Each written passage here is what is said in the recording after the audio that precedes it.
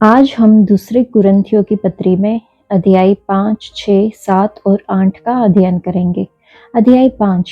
हम जानते हैं कि जब यह तंबू पृथ्वी पर हमारा यह घर गिरा दिया जाएगा तो हमें परमेश्वर द्वारा निर्मित एक निवास मिलेगा। वह एक ऐसा घर है जो हाथ का बना हुआ नहीं है और अनंत काल तक स्वर्ग में बना रहेगा। इसलिए हम इस शरीर में कराहते रहते और उसके ऊपर अपना स्वर्गिक निवास धारण करने की तीव्र अभिलाषा करते हैं, बशर्ते हम नग्न नहीं बल्कि वस्त्र पहने पाए जाए। हम इस तंबू में रहते समय भार से दबते हुए कराहते रहते हैं, क्योंकि बिना पुराना वस्त्र उतारे हम उसके ऊपर नया धारण करना चाहते हैं, जिससे जो मरणशील है वह अमर जीवन में विलीन हो जाए। परमेश्वर ने स्वयं इस उद्देश्य के लिए हमें गढ़ा है और अग्रिम राशि के रूप में हमें पवित्र आत्मा प्रदान किया है। इसलिए हम सदा ही परमेश्वर पर भरोसा रखते हैं। हम ये जानते हैं कि हम जब तक इस शरीर में हैं तब तक हम प्रभु से दूर परदेश में निवास करते हैं, क्योंकि हम आंखों देखी बातों पर नहीं बल्कि विश्वास पर चलते हैं। हमें तो परमेश्वर पर पूरा भरोसा है। हम शरीर का घर छोड़कर प्रभु के यहाँ बस जाना अधिक पसंद करते हैं। इसलिए हम चाहे घर में हो चाहे परदेश में, हमारी एकमात्र अभिलाषा यह है कि हम प्रभु को अच्छे लगे, क्योंकि हम सब को मसीह के न्यायासन के सामने प्रस्तुत किया जाएगा। प्रत्येक व्यक्ति ने शरीर में रहते समय जो कुछ किया है, चाहे वह भलाई हो या बुराई, उसे उसका प्रतिफल मिलेगा। इस कारण प्रभु का भय हम में बना रहता है। हम मनुष्यों को समझाने का प्रयत्न करते रहते हैं। हमारा सारा जीवन परमेश्वर के लिए प्रकट है और मैं आशा करता हूँ कि वह आप लोगों के अंतःकरण के लिए भी प्रकट होगा। हम फिर आप लोगों के सामने अपनी प्रशंसा नहीं करेंगे। हम चाहते हैं कि आपको हम पर गर्व करने का अवसर मिले और आप उन लोगों का मुंह बंद कर सके जो हृदय की बातों पर नहीं बल्कि दिखावे की बातों पर गर्व करते हैं। यदि हमें अपनी सूझ बूझ नहीं रह गई थी तो यह परमेश्वर के लिए था, और यदि हम अब संतुलित है तो यह आप लोगों के कल्याण के लिए है, क्योंकि मसीह का प्रेम हमें प्रेरित करता रहता है। हम तो यह समझ गए हैं कि जब एक सब के लिए मर गया तब सभी मर गए हैं। मसीह सब के लिए मरे, जिससे जो जीवित है वे अब से अपने लिए नहीं बल्कि उनके लिए जीवन बिताए, जो उनके लिए मर गए और जी उठे हैं। इसलिए हम अब से किसी को भी सांसारिक दृष्टि से नहीं देखते। हमने मसीह को पहले सांसारिक दृष्टि से देखा, किंतु अब हम ऐसा नहीं करते। इसका अर्थ यह है कि यदि कोई मसीह के साथ एक हो गया है तो वह नई सृष्टि बन गया है। पुरानी बातें समाप्त हो गई है और अब नई बातें आ गई है। परमेश्वर ने ये सब किया है। उसने मसीह के द्वारा अपने से हमारा मेल कराया और इस मेल मिलाप का सेवा कार्य हमें सौंपा है। इसका अर्थ यह है कि परमेश्वर ने मनुष्यों के अपराध उनके खर्चे में न लिखकर मसीह के द्वारा अपने से संसार का मेल कराया और इस मेल मिलाप के संदेश का प्रचार हमें सौंप दिया। इसलिए हम मसीह के राजदूत हैं, मानो परमेश्वर हमारे द्वारा आप लोगों से अनुरोध कर रहा है। हम मसीह के नाम पर आपसे यह विनती करते हैं कि आप परमेश्वर से मेल कर ले। मसीह जो आपसे अपरिचित ही थे, उनको परमेश्वर ने हमारे लिए पाप बना दिया, जिससे हम उनके द्वारा परमेश्वर की धार्मिकता प्राप्त कर सके। इस अध्याय में हम मेल मिलाप की सेवकाई के बारे में देखते हैं। पौलुस मसीह में नई सृष्टि पर चर्चा करता है। इस बात पर जोर देता है कि विश्वासियों को मेल मिलाप और क्षमा के राजदूत बनने के लिए बुलाया जाता है। वह मसीह के लिए जीने के महत्व पर जोर देता है, न कि खुद के लिए, क्योंकि हमें दूसरों को परमेश्वर के पास लाने की सेवकाई दी गई है। मसीह में हम नए बन जाते हैं। हमारा अतीत हमें परिभाषित नहीं करता। हमें दुनिया के साथ मेल मिलाप का संदेश साझा करने के लिए बुलाया गया है। इस अध्याय का पहला ही वचन जब हम पढ़ते हैं तो हम देखते हैं कि लिखा है, क्योंकि हम जानते हैं कि जब पृथ्वी पर का डेरा सरीखा घर गिराया जाएगा तो हमें परमेश्वर की ओर से स्वर्ग पर एक ऐसा भवन मिलेगा जो हाथों से बना हुआ घर नहीं परंतु चिरस्थायी है। क्योंकि हम जानते हैं कि अगर हमारा सांसारिक घर जो पृथ्वी पर है गिराया जाएगा तो हमें परमेश्वर की ओर से स्वर्ग पर एक ऐसा भवन मिलेगा जो हाथों से नहीं बनाया गया है परंतु चिरस्थायी है। ये सांसारिक घर हमारी भौतिक देह है, जैसा कि अय्यूब की पुस्तक अध्याय 4 में वचन 19 में तेमानी एलीपज ने घोषित किया है कि यह भौतिक देह मिट्टी के घर में समाया हुआ है और इसकी नींव मिट्टी में डाली है। हम जानते हैं उत्पत्ति की पुस्तक 2 अध्याय में लिखा है कि तब यहोवा परमेश्वर ने आदम को भूमि की मिट्टी से रचा और उसके नथनों में जीवन का श्वास फूंक दिया और आदम जीवित प्राणी बन गया। सबोपदेशक की पुस्तक में 3 अध्याय में है कि इस प्रकार मनुष्य मुख्यतः मिट्टी है और अंततः मिट्टी में ही मिल जाएगा। जब यह सांसारिक देह नष्ट हो जाएगी या नष्ट हो जाती है तब हमारे पास एक स्वर्गीय देह होगी जो अमरता को धारण किए रहेगी। इसमें तो हम कराहते और बड़ी लालसा रखते हैं कि अपने स्वर्गीय घर को पहन ले, क्योंकि परमेश्वर ने खुद यह अपनी उन संतानों के लिए तैयार किया है जिन्होंने यीशु मसीह को अपने प्रभु परमेश्वर और उद्धारकर्ता के रूप में बुलाने और स्वीकारने का प्रण लिया है। क्योंकि यदि किसी में मसीह का आत्मा नहीं तो वह उसका जन नहीं, ऐसा रोमियो की पत्री अध्याय 8 में लिखा है। इस प्रकार जिनके पास आत्मा रूपी बयाना है केवल वे ही परमेश्वर में इस अनंत निवास को पहनेंगे। जब तक हम देह में रहते हैं तब तक हम प्रभु से अलग है। अगर हम देह से अलग होंगे तभी हम प्रभु के साथ उपस्थित होंगे। पौलुस यहाँ इस बात पर जोर देता है कि हमारा लक्ष्य, चाहे हम साथ रहे चाहे अलग रहे, पर हम उसे भाते रहे, क्योंकि अवश्य कि हम सब का हाल मसीह के न्याय आसन के सामने खुल जाए। हर एक व्यक्ति अपने अपने भले बुरे कामों का बदला जो उसने देह के द्वारा किए हो पाए। इसलिए अच्छी तरह से दौड़े ताकि आप राजाओं के राजा से प्रतिफल पा सके और सुनिश्चित करें कि मसीह के दिन मुझे घमंड करने का कारण हो कि न मेरा दौड़ना और न मेरा परिश्रम करना व्यर्थ हुआ।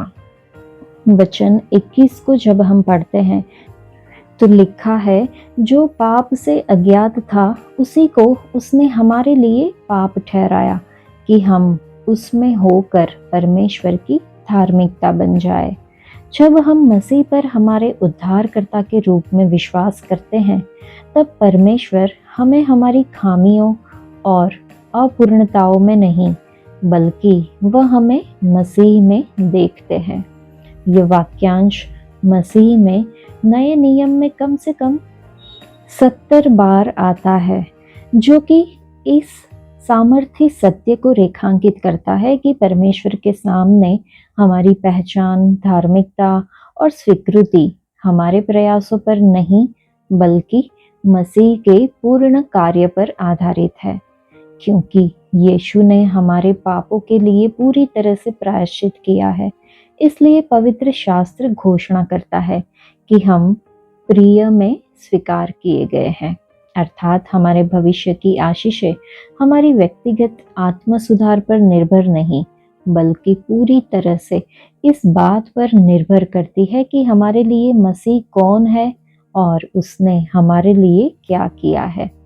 पवित्र शास्त्र साहस पूर्वक घोषणा करता है कि इसी से प्रेम हम में सिद्ध हुआ कि हमें न्याय के दिन हियाव हो, क्योंकि जैसा वह है वैसे ही संसार में हम भी है।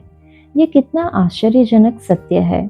बहुत से लोग मानते हैं कि हमें केवल वही मिलता है जिसके हम हकदार हैं, लेकिन अनुग्रह इस धारणा को उलट देता है। क्योंकि हम मसीह में हैं, इसलिए हमें वह मिलता है जिसका वह हकदार था, धार्मिकता, पुत्रत्व और परमेश्वरीय अनुग्रह, जबकि उसने वह लिया जिसके हम हकदार थे। जो पाप से अज्ञात था, उसी को उसने हमारे लिए पाप ठहराया कि हम उसमें होकर परमेश्वर की धार्मिकता बन जाए। शब्द धार्मिकता केवल एक धार्मिक विचार नहीं, यह एक व्यवस्थानुसार घोषणा है।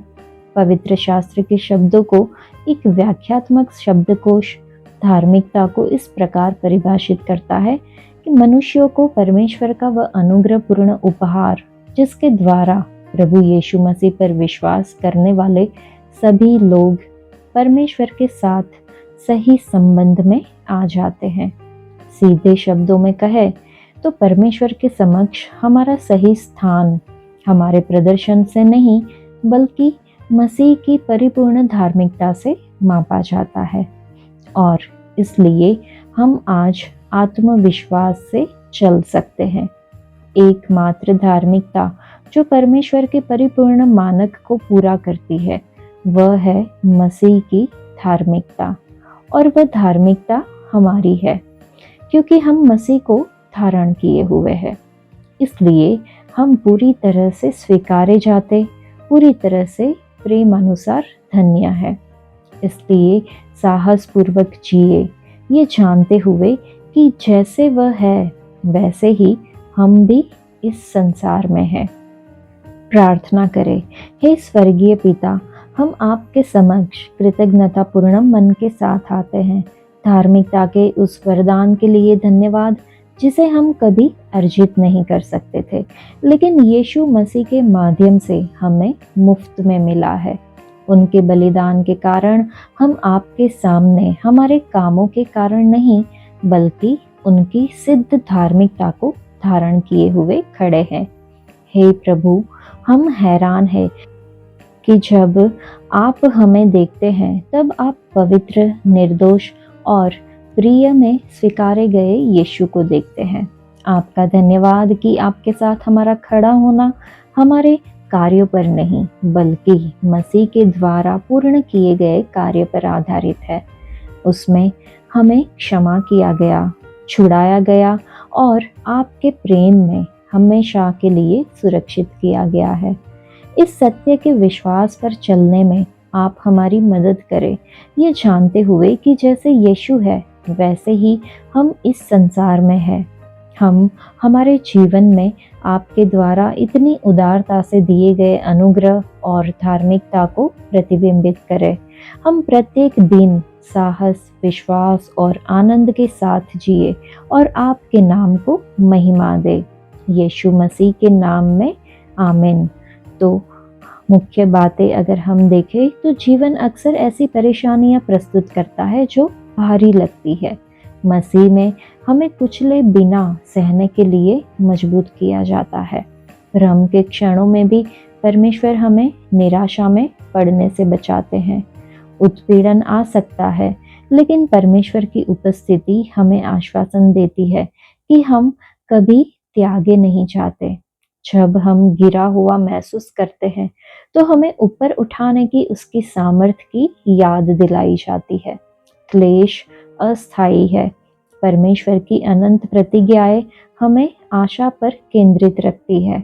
हमारी कमजोरियां हम में उसकी सामर्थ्य और महिमा को प्रकट करती है। हमें जिन चुनौतियों का सामना करना पड़ता है वे विकास और विश्वास के अवसर है। परमेश्वर हमारे चरित्र को गढ़ने और उस पर हमारे भरोसे को गहरा करने के लिए विपरीत परिस्थितियों का उपयोग करते हैं। उनके सुसमाचार का प्रकाश कठिन समय में भी हम में से होकर चमकता है। हम यीशु का जीवन अपने भीतर रखते हैं, जो हमें दृढ़ रहने के लिए सशक्त बनाते हैं। हर क्लेश हमें एक ज्यादा बड़ी अनंत महिमा के लिए तैयार करता है, जो अस्थायी दर्द से कहीं ज्यादा है। तो चलिए हम हिम्मत न हारे, बल्कि अटल रहे, ये जानते हुए कि परमेश्वर की सामर्थ हमारी कमजोरियों में सिद्ध होती है, और जो धीरज धरते हैं उनकी अनंत महिमा प्रतीक्षा कर रही है। अध्याय 6। परमेश्वर के सहकर्मी होने के नाते हम आप लोगों से यह अनुरोध करते हैं कि परमेश्वर की जो कृपा आपको मिली है उसे व्यर्थ न होने दे, क्योंकि वह कहता है, उपयुक्त समय में मैंने तुम्हारी प्रार्थना सुनी, उद्धार के दिन मैंने तुम्हारी सहायता की। और देखिए, अभी उपयुक्त समय है, अभी उद्धार का दिन है। हम किसी के मार्ग में रोड़े नहीं अटकाते जिससे हमारे सेवा कार्य पर कलंक न लगे, किंतु हम हर परिस्थिति में स्वयं को परमेश्वर के योग्य सेवक प्रमाणित करते हैं। हम कष्ट, अभाव और संकट को बड़े धीरज से सहन करते हैं। हमें कोड़ों से मारा गया, कारागार में डाला गया, हम पर भीड़ ने उत्पात किया, हमने अत्यधिक परिश्रम किया, हम रात रात भर जागे और भूखे रहे। हमने अपने निर्दोष आचरण, ज्ञान, सहनशीलता, दयालुता, पवित्र आत्मा के कार्यों, निष्कपट प्रेम, सत्य के प्रचार तथा परमेश्वर के सामर्थ्य से स्वयं को परमेश्वर के योग्य सेवक प्रमाणित किया है। धार्मिकता के शस्त्र से हमने न केवल अपना बचाव किया, वरन आक्रमण भी किया। सम्मान तथा अपमान, प्रशंसा तथा निंदा, ये सब हमें प्राप्त हुआ। हम कपटी समझे गए, किंतु हम सत्य बोलते हैं। हम अज्ञात हैं, किंतु सब लोग हमें जानते हैं। हम मरने को है, किंतु देखिए हम जीवित हैं। हम मार खाते हैं, किंतु मरते नहीं। हम दुखी है, फिर भी हम हर समय आनंदित है। हम दरिद्र है, फिर भी हम बहुतों को संपन्न बनाते हैं। हमारे पास कुछ नहीं है, फिर भी सब कुछ हमारा है। कुरिन्थुस निवासियों, हमने आप लोगों से खुलकर बातें की है। हमने आपके सामने अपना हृदय खोल कर रख दिया है। आप लोगों के प्रति हम में कोई संकीर्णता नहीं है, बल्कि आपके हृदय में संकीर्णता है। इसके बदले आप भी हमारे प्रति अपना हृदय खोल दे। यह मैं पिता की तरह अपने बच्चों से कह रहा हूँ। आप लोग अविश्वासियों के साथ बेमेल जुए में मत जूते। धार्मिकता का अधर्म से क्या नाता, ज्योति का अंधकार से क्या संबंध, मसीह की शैतान से क्या संगति, विश्वासी की अविश्वासी से क्या सहभागिता, परमेश्वर के मंदिर का देव मूर्तियों से क्या समझौता। क्योंकि हम जीवंत परमेश्वर के मंदिर है, जैसा कि परमेश्वर ने कहा है, मैं उनके बीच निवास करूंगा और उनके साथ चलूंगा। मैं उनका परमेश्वर होऊंगा और वे मेरी प्रजा होंगे। इसलिए दूसरों के बीच में से निकलकर अलग हो जाओ, ये प्रभु का कहना है। और किसी अपवित्र वस्तु का स्पर्श मत करो, तब मैं तुम्हें अपनाऊंगा। मैं तुम्हारे लिए पिता जैसा होऊंगा और तुम मेरे लिए पुत्र पुत्रियों जैसे होंगे। ये सर्वशक्तिमान प्रभु का कथन है। इस अध्याय में हम देखते हैं पवित्रता के लिए आह्वान। पौलुस कुरिन्थियों से पाप से अलग होकर परमेश्वर को समर्पित जीवन जीने का आग्रह करता है। वह परमेश्वर के उद्देश्य के साथ तालमेल बिठाने और विश्वास से समझौता करने वाली साझेदारी से बचने के महत्व पर प्रकाश डालता है। वह उन्हें परमेश्वर के वादों का भरोसा दिलाता है और उन्हें अपने पवित्र लोग होने के लिए बुलाता है। हमारे आचरण में परमेश्वर के साथ हमारे रिश्ते को प्रतिबिंबित करना चाहिए। परमेश्वर की विश्वास योग्यता और हमारे बीच रहने की उनकी इच्छा पर भरोसा रखें। इस अध्याय में जब हम वचन 17 और 18 को पढ़ते हैं तो लिखा है, उनके बीच से निकलो और अलग रहो, यहोवा कहता है। जो अशुद्ध है उसे मत छुओ और मैं तुम्हें ग्रहण करूंगा। मैं तुम्हारा पिता होऊंगा और तुम मेरे बेटे बेटियां होगे। इस्राएलियों को परमेश्वर ने अपने लोगों के रूप में चुना था, अन्य सभी लोगों से अलग। इसी तरह हमें वर्तमान विकृत पीढ़ी से अलग होना चाहिए, तभी हम परमेश्वर की संतान बन सकते हैं। पौलुस विश्वासियों को चेतावनी देता है कि अविश्वासियों के साथ असमान रूप से न जुड़े और बेमेल के कई उदाहरण देता है। इसलिए विश्वासियों को अविश्वासियों के साथ वैवाहिक, सामाजिक, व्यवसायिक या कोई अन्य घनिष्ठ संबंध स्थापित करने से बचना चाहिए। ये संबंध हमें पाप करने के लिए प्रेरित कर सकते हैं। परमेश्वर यह नहीं मांगता कि हम बाहरी दुनिया से सभी संबंध तोड़ दें, बल्कि वह हमें ऐसे किसी भी समझौते में प्रवेश करने से बचने की आज्ञा देता है जो हमारे विश्वास की अखंडता को खतरे में डाल सकता है। प्रभु हमें पौलुस के माध्यम से निर्देश देते हैं कि उनसे बाहर निकलो और अलग रहो और जो अशुद्ध है उसे मत छुओ। हमें अपने स्वर्गीय पिता के समान पवित्र होना चाहिए, तब परमेश्वर हमारे लिए पिता होंगे और हम उनके पुत्र और पुत्रियां होंगे। परमेश्वर के साथ एक अंतरंग व्यक्तिगत संबंध होना कितना बड़ा सौभाग्य है। अधर्मी लोगों से अलग होने से हमें मदद मिलती है, जैसे कि मसीह के समान बनो, परमेश्वर के योग्य सेवक बनो, परमेश्वर के क्रोध से बचो, परमेश्वर द्वारा ग्रहण किए जाए, परमेश्वर के पुत्र और पुत्रियां बन जाए। बाइबल में दर्ज है कि कई बार इस्राएलियों ने अन्य जातियों के तरीकों का पालन करके परमेश्वर को दुखी किया। इसके लिए उन्हें परमेश्वर द्वारा दंडित किया गया। इसे एक सबक के रूप में लेते हुए हमें सावधान रहना चाहिए कि हम अधर्मी लोगों से खुद को अलग करके परमेश्वर को प्रसन्न करें। तो अपने आप से कुछ प्रश्न पूछें कि क्या हम वर्तमान विकृत पीढ़ी से अलग हो गए हैं? क्या हमारे पास पवित्र होने की प्रतिबद्धता है, जैसा कि हमारा स्वर्गीय पिता पवित्र है? परमेश्वर के अनुग्रह और उद्धार को हल्के में नहीं लिया जाना चाहिए। पहले ही 2 वचन में बताया गया है कि हम जो परमेश्वर के सहकर्मी हैं, यह भी समझाते कि उसका अनुग्रह जो तुम पर हुआ है उसे व्यर्थ न जाने दो। दूसरे वचन में, क्योंकि वह तो कहता है, अपनी प्रसन्नता के समय मैंने तेरी सुन ली और उद्धार के दिन मैंने तेरी सहायता की। देखो अभी वह प्रसन्नता का समय है, देखो अभी वह उद्धार का दिन है। परमेश्वर के समय, दया, अनुग्रह और उद्धार को हल्के में नहीं लिया जाना चाहिए।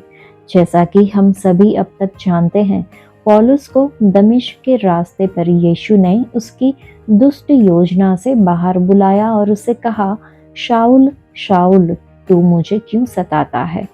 अपने दुष्ट पागलपन की ऊंचाइयों से लेकर नम्रता में अपने उद्धार की गहराई तक पौलुस सभी क्षेत्रों के लोगों को प्रभु यीशु मसीह के माध्यम से परमेश्वर से मेल मिलाप की सेवकाई को समझाने के लिए बिना रुके काम कर रहे हैं।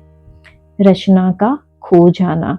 परमेश्वर जिसने जगत और उसमें रहने वाले सभी प्राणियों को बनाया, उन्होंने उत्पत्ति के पहले 3 अध्याय में आदम के द्वारा आज्ञा उल्लंघन और मृत्यु के पाप के कारण हमें खो दिया था। परमेश्वर ने अब हमें मेल मिलाप के माध्यम से अपने पास वापस लाने की योजना बनाई है, जिसके लिए यीशु मसीह को भेजा गया था। यीशु ने जगत के पापों को अपने ऊपर ले लिया और हमारे स्थान पर मारा गया और इस तरह मनुष्यों के पापों को उनके विरुद्ध गिने जाने से छूट दिलाई। पौलुस पीछे हटने वाली कुरिन्थ की कलीसिया को यह समझाने की कोशिश कर रहा है कि मसीह यीशु हमारे सभी पापों के लिए मरा इसलिए वह और उसके सहकर्मी उन्हें और हमें मसीह के प्रेम का वचन सुना रहे हैं, जो हमें हमारे लिए नहीं बल्कि हमारे लिए मरने वाले यीशु मसीह के लिए सांसारिक दृष्टिकोण से नहीं बल्कि देह, आत्मा और मन में नए प्राणियों के रूप में आध्यात्मिक पुनर्जन्म से जीने के लिए मजबूर करता है। उद्धार और मेल मिलाप। उद्धार एक आत्मिक पुनर्जन्म है और इसे हल्के में नहीं लिया जाना चाहिए। परमेश्वर अपने नियत समय में मसीह यीशु के माध्यम से जगत को अपने साथ मिला रहे थे, इसलिए उन्होंने मेल मिलाप की सेवकाई प्रेरितों को सौंप दी, जो मसीह के राजदूत है और लोगों से उनके पापों से फिरने की अपील कर रहे हैं, क्योंकि उनके उद्धार के लिए परमेश्वर के अनुग्रह का समय आ गया है। हाँ, परमेश्वर के पास उद्धार और अनुग्रह सहित सूर्य के नीचे मौजूद हर चीज के लिए समय है। परमेश्वर का अनुग्रह हर समय नहीं आता। परमेश्वर का अनुग्रह कुछ खास है जो उन लोगों के लिए रखा जाता है जो प्रेम, विश्वास, अनुशासन, भरोसे और विनम्रता के साथ उसका सम्मान करते हैं। वह जिसे चाहे उसे दे सकते हैं। उद्धार भी उसी का है, जैसा उसने हमें जगत की उत्पत्ति से पहले उसमें चुन लिया है। इफिसियों की पत्री पहले अध्याय में वचन 4 में और यूहन्ना की पत्री अध्याय 15 में वचन 16 में बताया गया है कि तुमने मुझे नहीं चुना परंतु मैंने तुम्हें चुना है। हालांकि हमें परमेश्वर ने चुना है, फिर भी उनके अनुग्रह का समय आएगा जब वह हमें उद्धार के द्वारा अपने राज्य में शामिल करेंगे। यह समय कुरिन्थ की कलीसिया के लिए पौलुस की सेवकाई के माध्यम से आया था। वह उन्हें पूरे मन से समझाता है कि वह इस मेल मिलाप को हल्के में न ले, बल्कि सभी सांसारिक आकर्षणों को त्याग कर पूरे मन से इसका सम्मान करें। क्या हम पौलुस की तरह ही विश्वासियों और अविश्वासियों को परमेश्वर की बातें समझाने में उतने ही प्रेरक हो सकते हैं, ताकि हम उनमें और हम में हमारे प्रभु और उद्धारकर्ता यीशु मसीह के माध्यम से परमेश्वर की धार्मिकता और अनुग्रह को देख सके। अध्याय 7। प्रिय भाइयों और बहनों, हमें इस प्रकार की प्रतिज्ञाएं मिली है, इसलिए हम शरीर और मन के हर प्रकार के दूषण से अपने को शुद्ध करें और परमेश्वर पर श्रद्धा भक्ति रखते हुए पवित्रता की परिपूर्णता तक पहुंचने का प्रयत्न करते रहे। आप हमारे प्रति उदार बने। हमने किसी के साथ अन्याय नहीं किया, किसी को आर्थिक हानि नहीं पहुंचाई और किसी से अनुचित लाभ नहीं उठाया। मैं आप लोगों को दोष देने के लिए यह नहीं कह रहा हूँ। मैं तो आपसे कह चुका हूँ कि आप हमारे हृदय में घर कर गए हैं। हम जीवन मरण के साथी हैं। मैं आप लोगों से खुलकर बातें करता हूँ। मैं आप लोगों पर बड़ा गर्व करता हूँ। इससे मुझे भरपूर सांत्वना मिलती है और मेरे सब कष्टों में आनंद उमड़ता रहता है। जब हम मकीदुनिया पहुंचे तो हमारे शरीर को कोई विश्राम नहीं मिल रहा था। हम हर तरह से कष्टों से घिर रहे थे। हमारे चारों ओर संघर्ष थे और हमारे अंदर आशंकाएं थी, किंतु दीनहीन लोगों को सांत्वना देने वाले परमेश्वर ने हमको तीतुस के आगमन द्वारा सांत्वना दी, और उनके आगमन द्वारा ही नहीं बल्कि उस सांत्वना द्वारा भी जो उन्हें आप लोगों की ओर से मिली थी। मुझसे मिलने की आपकी उत्सुकता, आपका पश्चाताप और मेरे प्रति आपकी चिंता, इसके विषय में उन्होंने हमको बताया और इससे मेरा आनंद और भी बढ़ गया। यद्यपि मैंने आप लोगों को उस पत्र द्वारा दुख दिया, फिर भी मुझे उस पर खेद नहीं है। मुझे ये देखकर खेद हुआ था कि उस पत्र ने आपको थोड़े समय के लिए दुखी बना दिया था, किंतु अब मुझे प्रसन्नता है। मुझे इसलिए प्रसन्नता नहीं कि आप लोगों को दुख हुआ, बल्कि इसलिए कि उस दुख के कारण आपका हृदय परिवर्तन हुआ। आप लोगों ने उस दुख को परमेश्वर की इच्छा अनुसार स्वीकार किया और इस तरह आपको मेरी ओर से कोई हानि नहीं हुई, क्योंकि जो दुख परमेश्वर की इच्छा अनुसार स्वीकार किया जाता उसका परिणाम होता है हृदय परिवर्तन तथा उद्धार।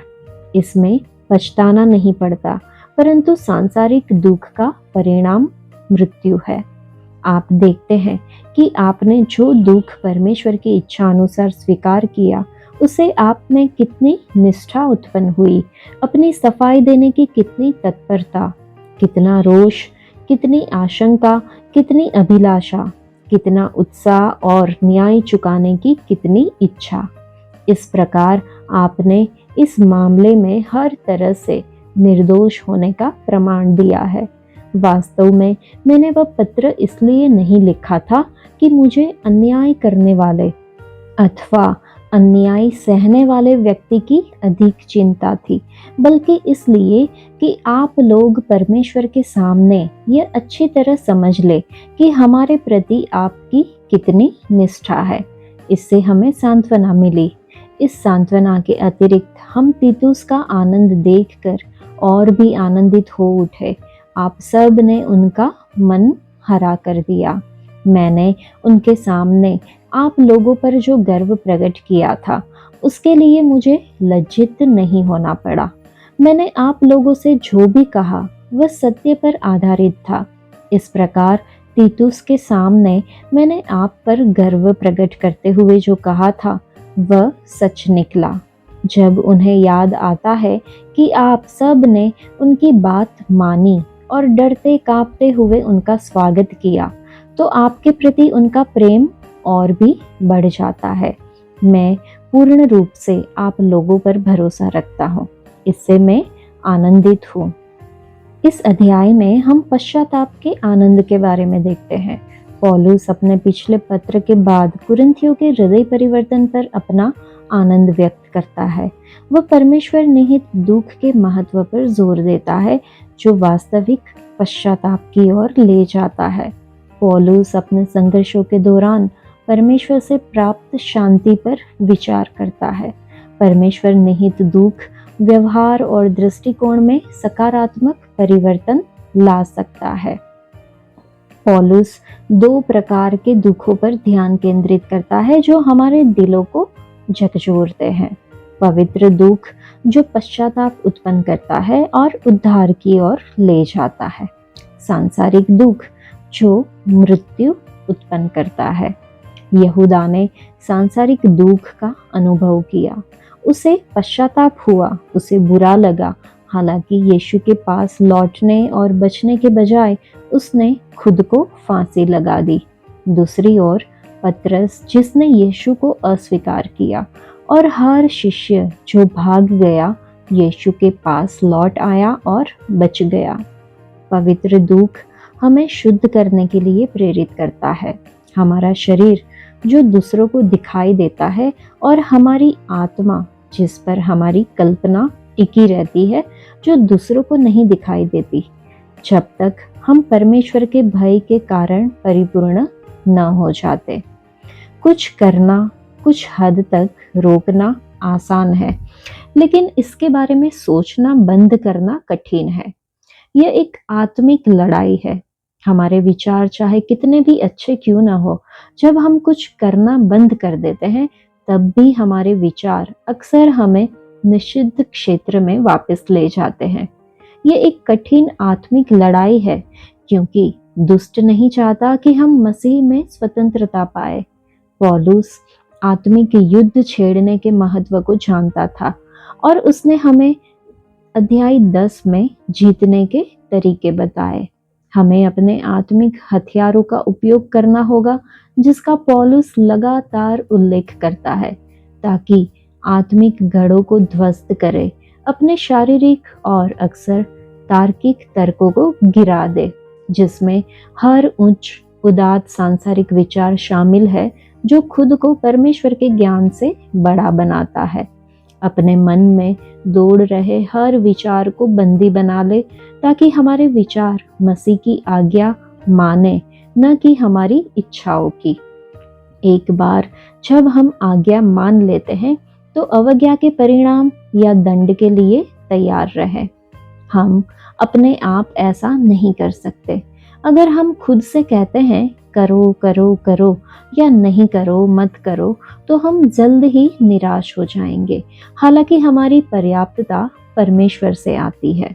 यीशु ने हमारे लिए प्रार्थना की कि हम परमेश्वर के सत्य से पवित्र हो जाए जो उनका वचन है, और हमारे लिए यीशु ने खुद को वह सब अनुभव करने दिया जिसका हम सामना करते हैं। उसने हमें सत्य की ओर ले जाने के लिए खुद को पवित्र किया। अपने आप को उनके वचनों में डुबोना और उनके जीवित जल को हमें लगातार धोने देना ही एकमात्र तरीका है जिसे हम अपने विचारों, अपने मन और अपनी आत्माओं को शुद्ध कर सकते हैं। एक बार शुद्ध हो जाने के बाद हमारे मन को अच्छे विचारों को सोचने के लिए इस्तेमाल किया जाना चाहिए। ये एक कठिन लड़ाई है। हम अक्सर असफल हो सकते हैं, लेकिन हार मानने के बजाय अगर हम लड़ते रहें तो एक दिन हम महसूस करेंगे कि हमारे विचार मसीह में शुद्ध हो गए हैं। पवित्र दुख सिद्धता की ओर ले जाता है।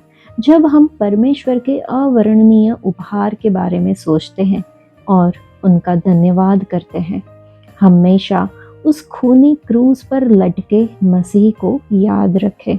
उस अवर्णनीय उपहार को कभी न भूलें। अध्याय 8। भाइयों और बहनों, मैं आप लोगों को उस अनुग्रह के विषय में बताना चाहता हूँ जिसे परमेश्वर ने मकीदुनिया की कलीसियाओं को प्रदान किया है।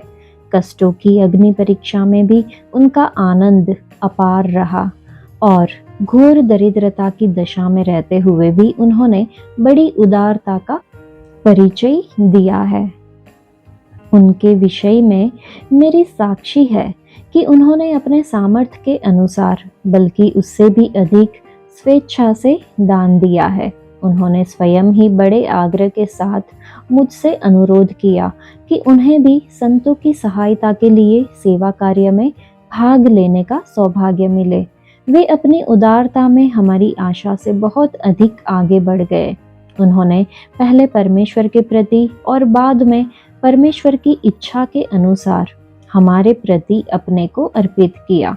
इसलिए हमने तीतुस से अनुरोध किया है कि उन्होंने जिस परोपकार का कार्य आरंभ किया था वह उसको आप लोगों के बीच पूरा भी करें।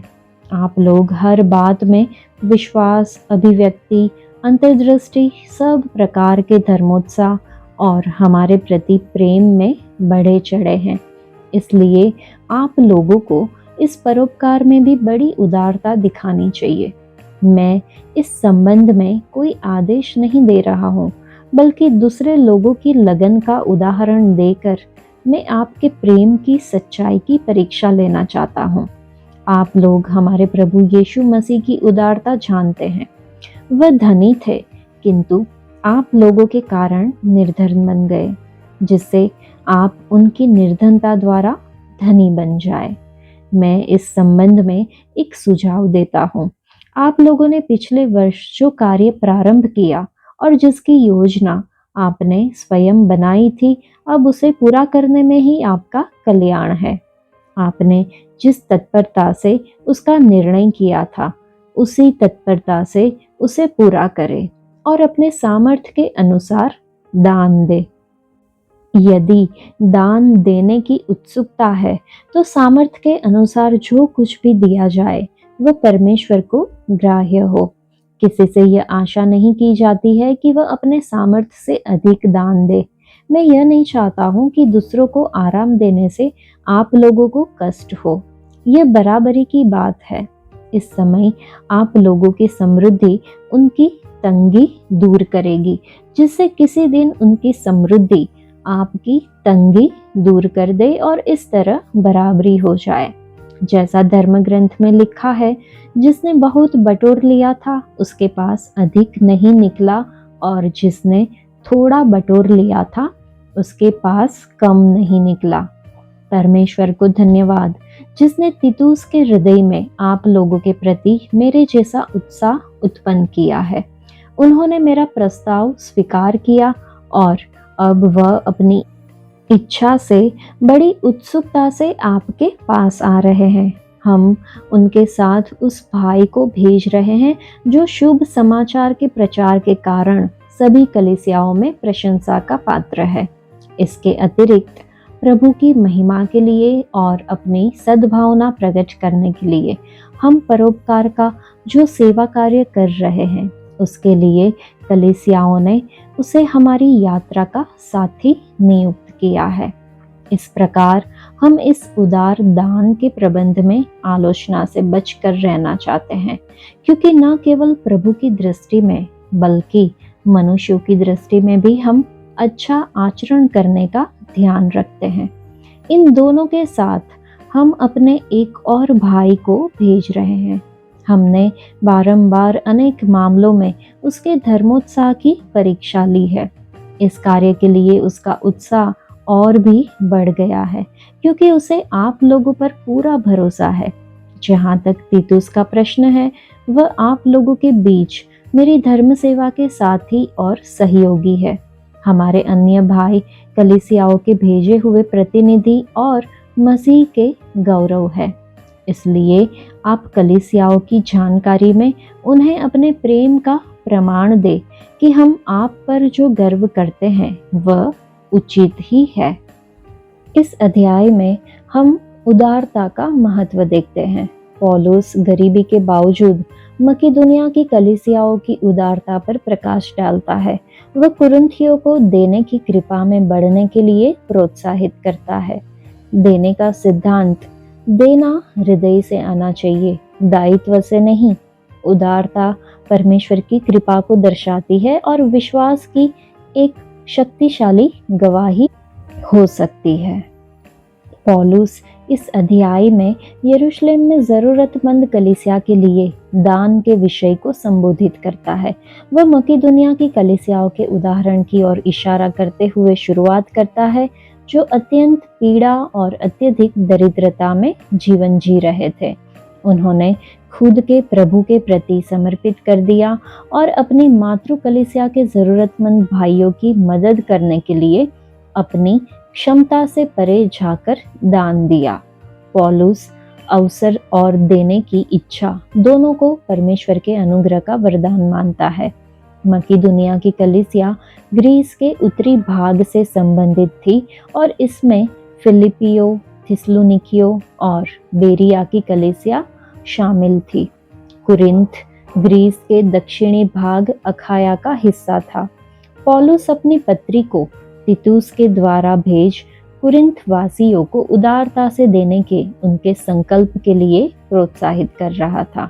जिस तरह कुरिन्थ की कलीसिया ने विश्वास, वाणी, ज्ञान, परिश्रम और प्रेम में भरपूरी पाई, उसी तरह उन्हें उदारता में भी भरपूरी पाने के लिए बुलाया जा रहा था। मानवता को अपने प्रभुत्व में शामिल करने से पहले प्रभु यीशु ने जो सुख भोगा, उसके मुकाबले इस पृथ्वी पर मौजूद किसी भी तरह की धन, संपत्ति या सुख कम है। उसने हमारे लिए गरीबी का जीवन अपनाया ताकि परमेश्वर के उदार मन को दिखाया जा सके, खुद को सभी के लिए सुलभ बनाया जा सके, ताकि परमेश्वर की योजना को पूरा किया जा सके और सभी मानव जाति के लिए उद्धार संभव बनाया जा सके। हम भी प्रभु यीशु मसीह के अनंत स्वर्गीय धन संपदा में हिस्सा पाते हैं, क्योंकि उसने हमारी दरिद्रता में हिस्सा लिया। इस बात को ध्यान में रखते हुए पौलुस कलीसिया को भौतिक धन को साझा करने में उदार और हर्षित होने के लिए प्रोत्साहित करता है। पौलुस को लगता है कि जिस तरह यरूशलेम के मसीहियों की आत्मिक प्रचुरता कुरिन्थ की कलीसिया के लिए आशीष का स्रोत थी, उसी तरह कुरिन्थ मसीहियों को भी उनके साथ अपनी भौतिक प्रचुरता साझा करने में संकोच नहीं करना चाहिए। पौलुस ने तीतुस को उनके दान के लिए भरोसेमंद वाहक के रूप में तैयार किया। तीतुस के साथ एक प्रशंसनीय भाई भी है, जिसने पौलुस के प्रचार समूह का हिस्सा बनना चुना। पौलुस उसे लोगों द्वारा वित्तीय अनियमितता के लिए दोषी ठहराए जाने से बचने के लिए ये कदम उठा रहा था। पौलुस एक कवि की तरह लिख सकता, एक धर्मशास्त्री की तरह सोच सकता और साथ ही सबसे अच्छे खजानजी की सावधानी पूर्वक सटीकता और ईमानदारी के साथ काम कर सकता था। पौलुस ने कुरिन्थ की कलीसिया को उदारता से देने के लिए प्रोत्साहित किया ताकि अन्य कलीसिया कुरिन्थ में अच्छे कार्य के लिए परमेश्वर का आभार व्यक्त कर सके। यह उनके मसीही प्रेम का प्रमाण होगा और यह भी प्रकट करेगा कि वे परमेश्वर की कलीसिया के लिए उदार दान करता थे। आज के लिए इतना ही। परमेश्वर आप सबको आशीष दे। धन्यवाद।